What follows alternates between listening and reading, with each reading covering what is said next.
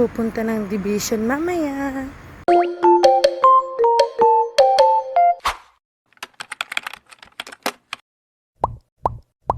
Thank you, Lord, for all the blessings that you have given me.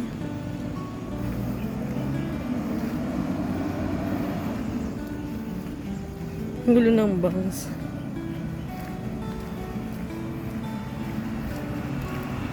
Hindi naman ako ganoon ka-excited, pero napaka-thankful ko kay Lord dahil binigyan niya ako ng opportunity na hindi panghabang buhay na maging teacher 1. Kaya sa iyo, Lord, thank you very much, at ganun din sa lahat ng tao na naniwala at sumuporta sa akin. Sa totoo lang ay hindi naman talaga madali. Maraming beses nang gusto kong sumuko. Sa dami ba naman ng mga nanghihila sa iyo pababa ay talaga namang mapapa-OMG ka na lang talaga. Pero sabi nga ng mga nagmamahal sa akin, deadma daw sa basher. Ewan ko rin ba, hindi naman ako mayaman at lalong hindi naman ako super ganda. Sakto lang. Pero dami din talagang naiinis. Nananahimik yung tao eh. But anyway, ang mini vlog na ito ay hindi para sa kanila. Ito ay para sa mga naniwala at nagtiwala.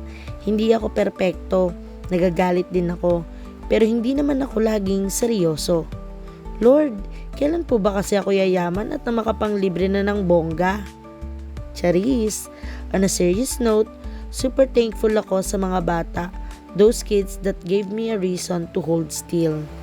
Sa mga nais maging guro ay sige go lang, basta siguraduhin na matibay ang iyong kalooban.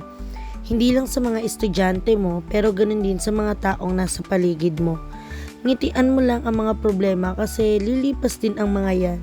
Pero alam mo kung ano yung hindi lilipas? Una ay yung pag-ibig ng Diyos para sa iyo. Ikalawa, yun yung mga natutunan mo mula sa mga karanasan mo. Higit sa lahat, na hindi dapat lumipas ay yung pagmamahal mo sa propesyon mo at sa mga mag-aaral mo. Maniwala ka man o hindi, pag nawala ang pagmamahal mo sa ginagawa mo, parang ang hirap ng magpatuloy kasi makukulong ka sa isang sitwasyon na ginagawa mo lang dahil kailangan mo at hindi dahil gusto mo. Salamat sa iyong panonood at pakikinig. See you in my next vlog!